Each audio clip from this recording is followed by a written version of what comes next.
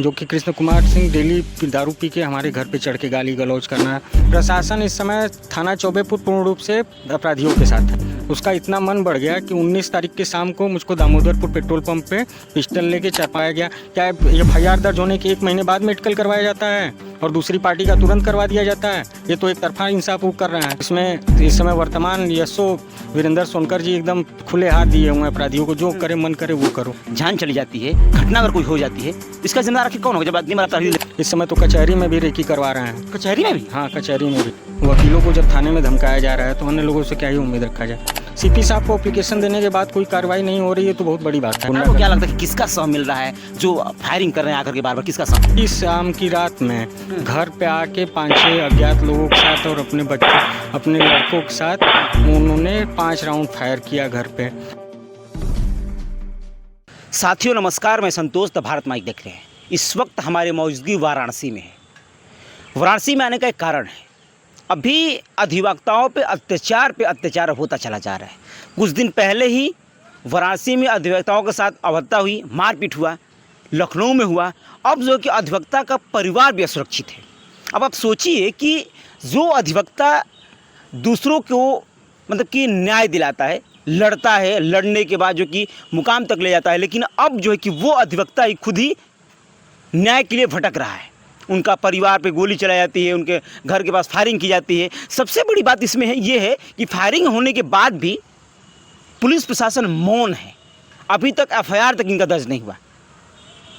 सोचिए आप, अंदाज़ा लगाइए। हमारे साथ एडवोकेट निशान सिंह है, इनसे बातचीत करेंगे आखिर पूरा मामला क्या है और आखिरकार इतनी दुश्मनी क्या है वकीलों से। स्वागत है सर, कैसे हैं? बढ़िया हूँ सर, मैं निशान सिंह।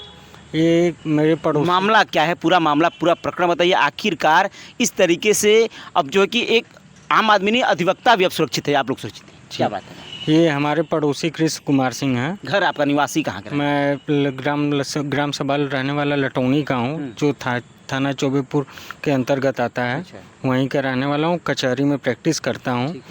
24 तारीख को हमारे पड़ोसी हैं कृष्ण कुमार सिंह, शशांक सिंह और रोहित सिंह, जो कि कृष्ण कुमार सिंह डेली दारू पी के हमारे घर पे चढ़ के गाली गलौज करना, मारपीट की धमकी देना सब करते थे। 24 तारीख को दोनों पक्षों में हमारे मारपीट होती है। 24 तारीख को एफआईआर दर्ज किया जाता है। उसके बाद ये 27 तारीख को दामोदरपुर पेट्रोल पंप के पास लाठी डंडा लेके मारने के लिए घेर लिए। मैं वहाँ से बचा के निकला, डायल 112 पे फ़ोन किया, पुलिस आई वहाँ पे। भी उसके बाद तहरीर दिया मैं, तहरीर पे कोई कार्रवाई नहीं हुई। उसका इतना मन बढ़ गया कि 19 तारीख की शाम को मुझको दामोदरपुर पेट्रोल पंप पे पिस्टल लेके 4-5 लड़कों के साथ घेर लिया। उस समय भी मैं बचा के निकला और सारनाथ थाने पे तहरीर दिया, जिस पे कोई कार्रवाई नहीं हुई। जबकि वीडियो CCTV फुटेज वगैरह देखा गया, हर चीज़ देखा गया। और उसी शाम की रात में घर पे आके 5-6 अज्ञात लोगों के साथ और अपने बच्चों, अपने लड़कों के साथ उन्होंने 5 राउंड फायर किया घर पे। क्यों आपके परिवार के पीछे पड़ी, क्यों मार रहे? जान से मारना चाहते हैं कि समझ में नहीं।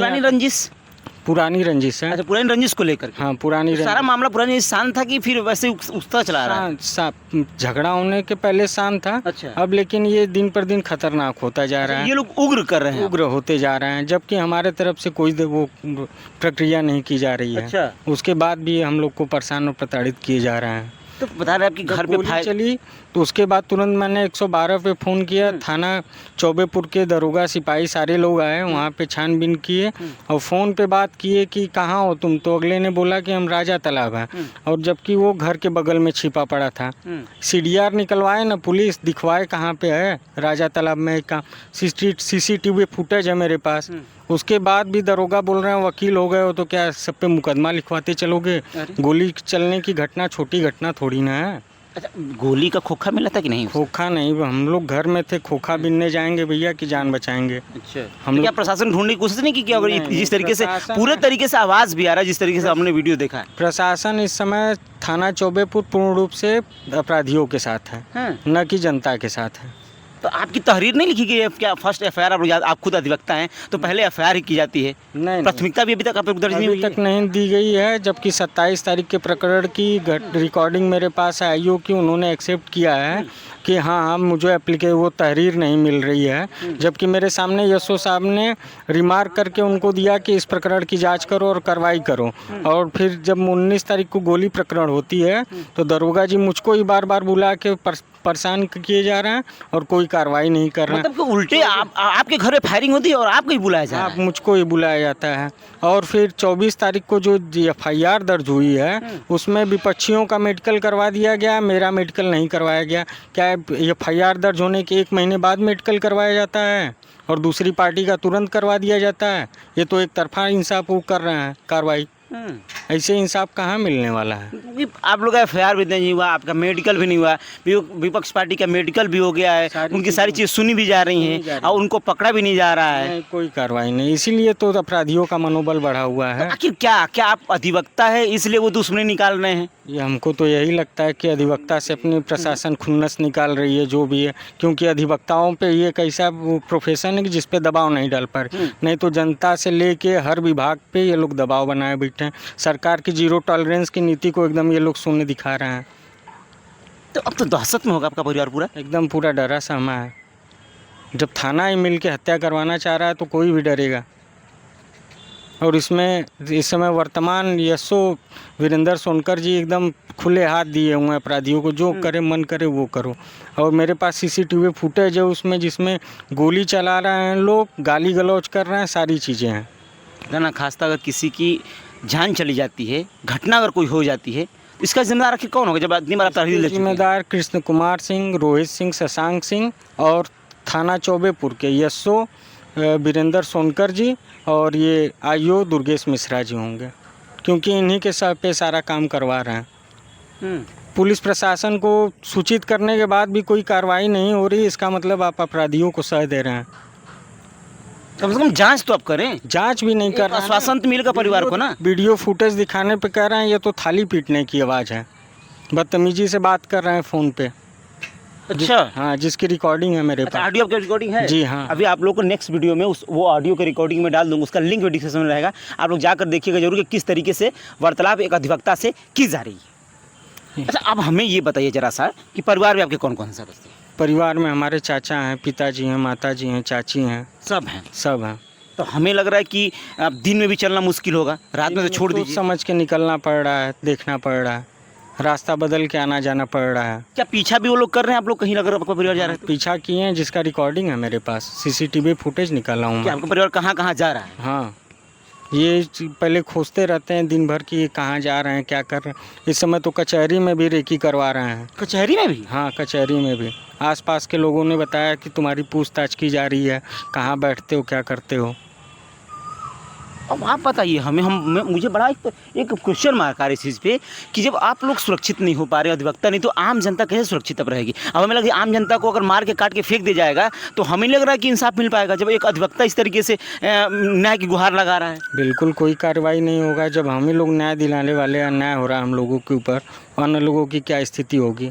वकीलों को जब थाने में धमकाया जा रहा है तो अन्य लोगों से क्या ही उम्मीद रखा जाए?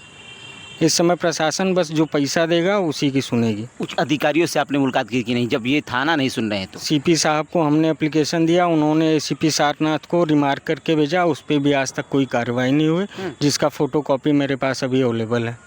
अच्छा, मैं आपको उपलब्ध करवा सकता हूँ। अब आप आगे तक कहाँ तक जाएंगे? ये तो सुन नहीं रहा, आप कह रहे कितने दिनों तक कब जा रहे हो, तो अब आपका कहाँ तक जाने वाले? न्यायालय से बढ़ के कुछ नहीं है, हम हाई कोर्ट जाएंगे। Direct high court. तो अब कुछ दिन आप लोग जब दिन से देख रहे हैं, जब ये लोग कुछ नहीं करेंगे तो सीधे हाई कोर्ट की सीधे हाई कोर्ट की तरफ। आप लोग को बस विश्वास सिर्फ न्यायालय से ही है, क्योंकि इन लोगों से तो आप लोग देख चुके हैं। प्रशासन से बिल्कुल उम्मीद नहीं है कि ये लोग न्याय करेंगे, क्योंकि ये लोग पैसे पे बिके हुए हैं। ये लोग कोई कार्रवाई नहीं करेंगे, इतना तो उम्मीद है, क्योंकि कार्रवाई करनी होती तो पीड़ित से ही बदतमीजी से बात ना करते।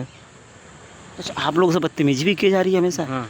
आमतौर पे तो आप लोग खुद जानते हैं कि संविधान में ऐसा कुछ है नहीं कि बदतमीजी की जाए किसी से भी, प्रशासन ऐसा कर नहीं सकती है। नहीं, एकदम। वो तो खुद ही पब्लिक सर्वेंट है। तब क्या, पब्लिक का पैसा खा के पब्लिक पे ये लोग तानाशाही कर रहे हैं।